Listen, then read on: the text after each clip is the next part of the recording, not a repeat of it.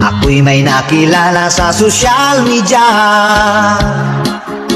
Sa kanyang profile pic ay napakaganda. Ako'y napanganga sa sobrang sexy niya. At sa kanyang ganda na maladyosa. Sinubukan ko na i-video call ko siya, pero ang sabi niya ay chat lang daw muna. Hindi pa siya handa na siya'y magpakita. Excited daw ako at yun ang sabi niya. Pero siya ay kinukulit ko talaga. Curious kasi ako sa sobra niyang ganda.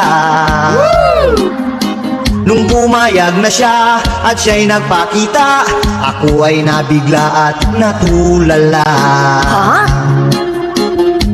At ang tanong ko ay, ikaw ba to?